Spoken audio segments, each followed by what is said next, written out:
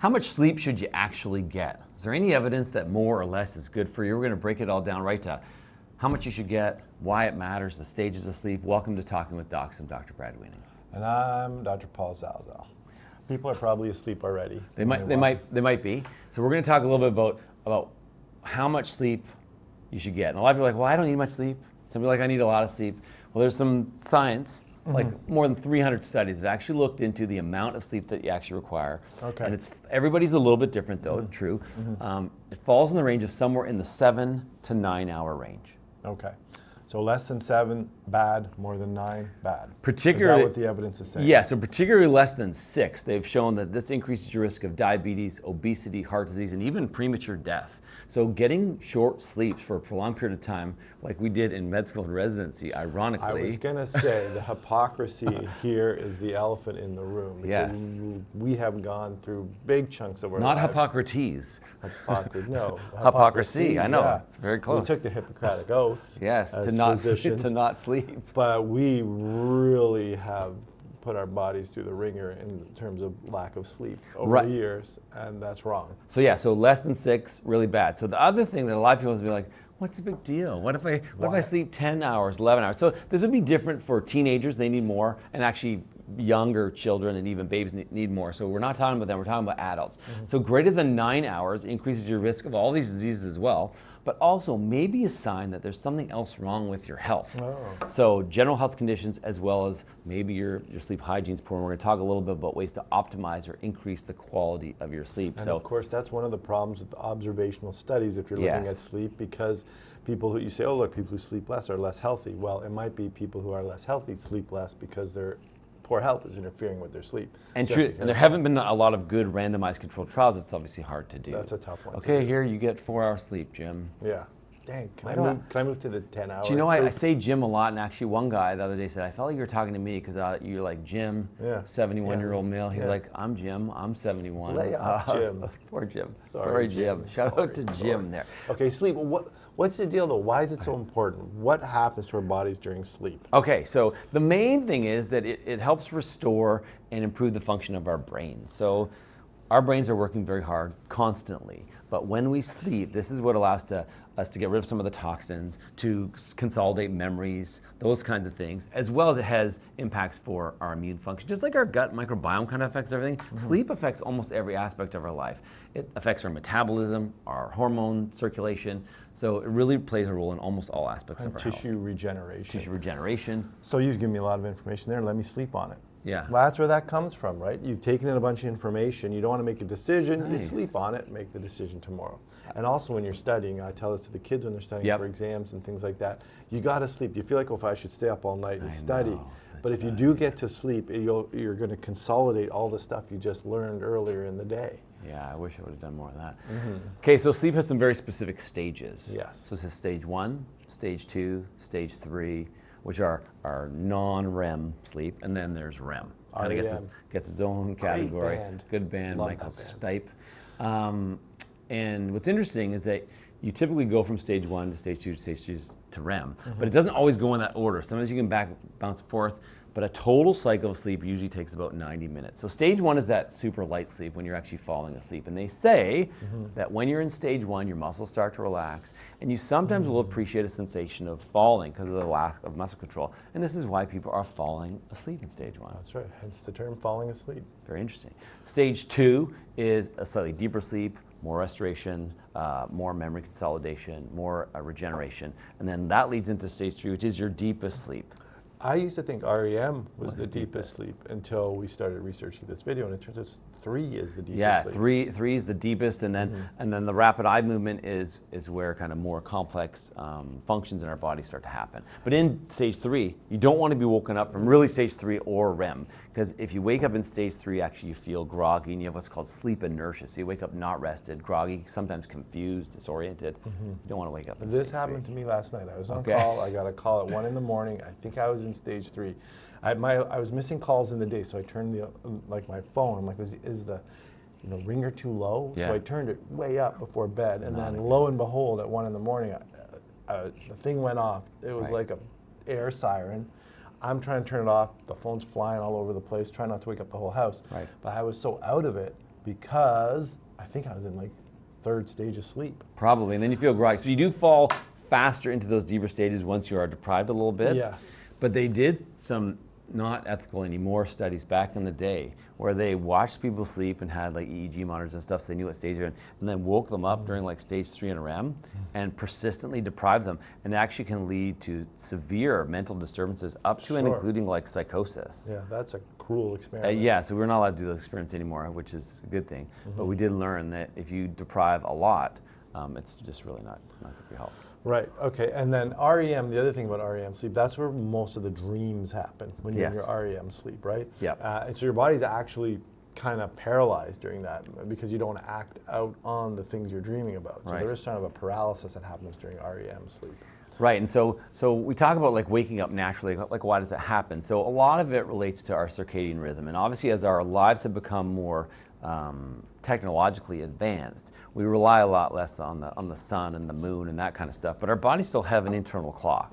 And as the night passes and morning comes closer, our bodies start to increase more cortisol, and this allows us to wake up, and then in response to seeing natural light, this suppresses melatonin and causes a state of wakefulness and alters other hormones that make us feel awake. So ideally, in an ideal world, you would not have blackout blinds in your room so that you could have natural light to wake you up. And you're like, well, in the summer, maybe I don't want to get up at 5 a.m. Well, plus there's a lot of, if you live in an area where there's artificial light, you need the blackout blinds. Right, so you still might have to, but in an ideal world, you'd have natural light waking you up. You would not use an alarm because at the end of your 90-minute stage of sleep or multiple 90-minute stages of sleep, that's when your body comes out of it, preventing you from waking up by an alarm in stage 3 sleep.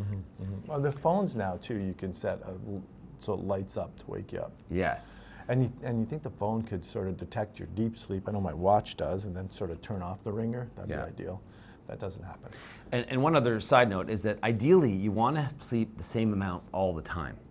Right. So we're going to talk a little bit about sleep debt. So some people think, well, I'm going to sleep 4 hours a day, Monday to Friday, and then come the weekend, I'm just going to hit it hard. I'm going to sleep 12 hours a day, and I'm going to be in a balance by the end of the week. So yes, when you sleep longer, you can pay back some of that debt, but typically it's incomplete and it's not instant. It's not like in 1 or 2 sleeps you can get it all the way. So that's the first thing. And the second thing is there are measurable health consequences to those 5 days of sleep deprivation outside of just the debt itself. Yeah. So we should try to get the 7 to 9 on a daily basis. Obviously here and there that might not be practical, but for health reasons, do that. And even on the weekends, you should try to have a similar routine. Like in life, don't use that credit card too much. Right. Don't use that sleep credit card too much. It's easy to say, but really hard to do depending on your life, your job, what you've got going on. Okay, right. So you might be sitting there going, yeah, right, thanks a lot. We recognize that. Believe me, we're in the situation where sleep is a premium. Yeah. However, personally, I know over the last probably year or two, I've really paid more attention to how much sleep I'm trying to get. And how important it is for health. Before that, I mean, we've made sleep videos before. Before I didn't realize how important it was, so I really put my body through the ringer in that sense. But now I've really made a conscious effort over the last year or two to try and get an appropriate amount of sleep. Another thing I investigated is when you go to sleep and then you wake up spontaneously, and you look at your alarm and you're like, oh, it's like Saturday, it's like 7 o'clock, you wake up and you feel rested. You're like, I don't think I'm gonna get up though. Yeah. So the question is, if you wake up rested and it's earlier than you want to get up, should you get up or should you go back to sleep? What do you think the answer is? If you, so let's say you've got you say you got your 7 hours, right, and you woke up. But say you went to bed at 10, and it's like 5:30 in the morning on a Saturday. Yeah. But you wake up and you're like, wow, I feel really good. Yeah. You're like, but it's 5:30. Oh, I see what you're saying. Yeah. Should you just get up, or do you think you should just put your head back on the pillow and try to squeeze out, bang out a couple more hours of sleep? I think if you're feeling wide awake and feeling good, I usually do something to distract myself. Like if I can't go back to sleep, like I won't torture myself more than 20 minutes. No, but I mean, should your choice be to try to go back to sleep, or should it be to get up? Well, I'd probably choose to get that sleep. Right. So what I would tell you, if you wake up and you feel rested, science says that you probably should get up. Really? Yes, because your body's telling you, hey, it's time to get up. And then I don't want to get up. I know. Well, that's a totally different issue. But what I tell you is that and science would tell you, is that if you don't have enough sleep, when you wake up, you go do a bunch of things, you'd be better served by an early afternoon nap than going back to sleep and potentially waking up in stage 3, right, and then now waking up groggy. Even though instead of having 7 hours, you got 8 hours now, but you feel worse. Yes. Have you ever had that where you Yes, fall asleep and you're like, what the heck? I felt so good an hour ago. Because you woke up and you have that sleep inertia. Yeah, let me sleep on that one. Yeah, okay, deal. Okay, so let's talk quickly about sleep hygiene. We do have a whole video about this. What do we mean by sleep hygiene? Sleep hygiene is sort of what you do to prepare yourself to go to sleep, because a lot of people have a difficult time sleeping. Yes. And so there's some things you can do, your sleep hygiene, to get you ready to go to sleep effectively. Okay, so first thing for me is things to avoid.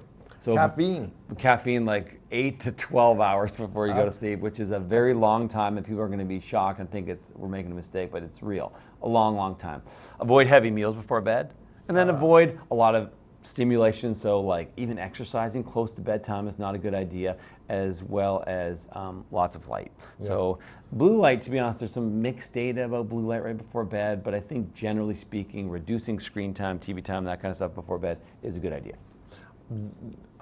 I would say the majority of people do, though, use their phone before they go to sleep. I'd say everybody. That's a lot. Almost everyone. Yeah.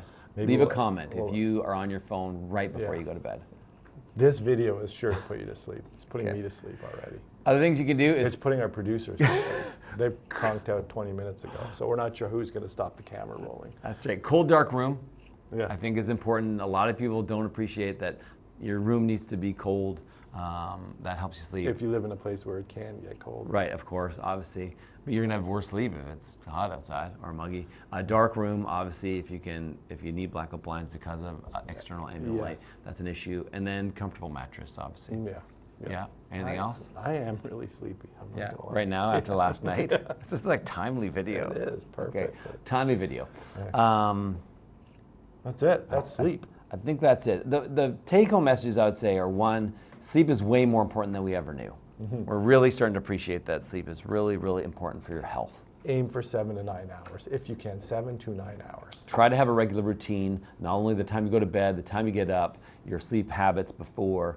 It'll increase your chance of having a reliable sleep that's restorative and makes you feel good, ready to tackle the day. If you like this video, please like and subscribe to our channel. Leave a comment about your approaches on how to get better sleep.